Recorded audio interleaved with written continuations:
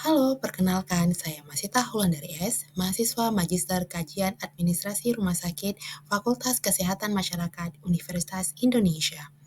Video ini merupakan ujian akhir semester Kepemimpinan dan Berpikir Sistem dengan dosen pengampu Profesor Dr. Purnawan Junaidi, MPH, PhD. Dalam video kali ini, saya akan menjelaskan apa itu personal mastery, kenapa itu penting, dan bagaimana cara mengembangkannya. Pada buku karangan Peter Sini yang berjudul The Fifth Discipline menyatakan personal mastery memiliki banyak definisi.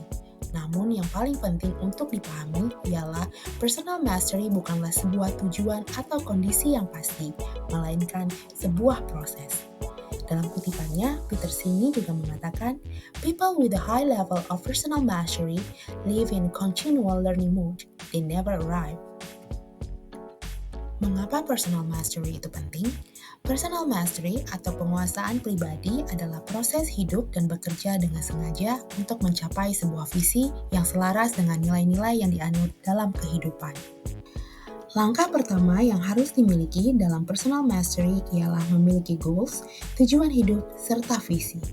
Bagaimana kita bisa jujur pada diri sendiri jika kita tidak tahu siapa diri kita dan apa nilai serta visi yang kita miliki.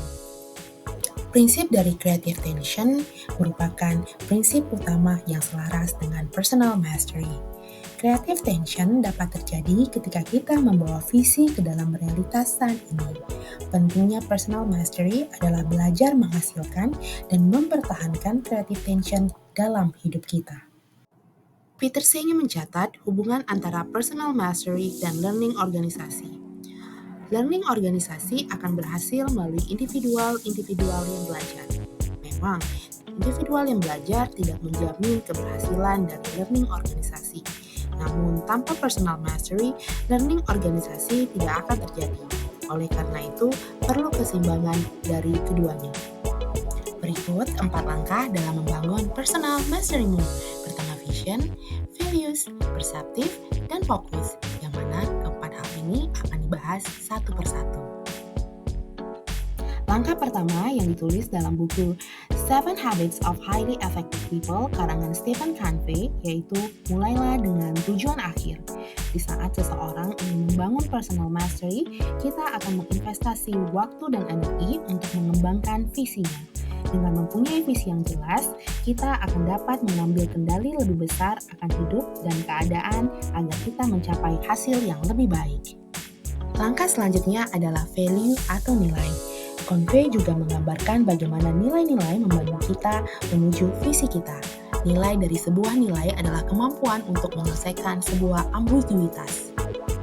Ketika kita mengetahui nilai-nilai kita dan nilai-nilai organisasi yang kita pimpin atau tempat di mana kita bekerja, kita akan lebih siap mengambil sebuah keputusan walaupun hasilnya tidak pasti. Personal mastery membutuhkan kehidupan yang selaras dengan nilai-nilai yang kita anut, tetapi nilai-nilai tersebut juga dapat menjadi sebuah tantangan.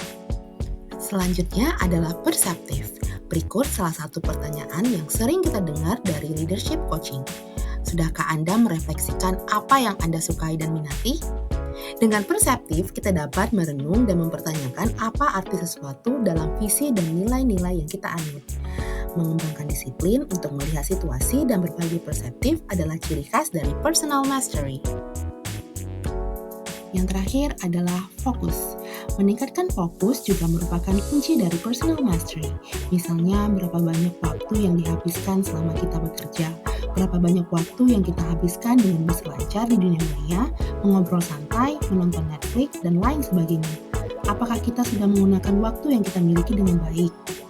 Mulailah dengan melatih konsentrasi kita.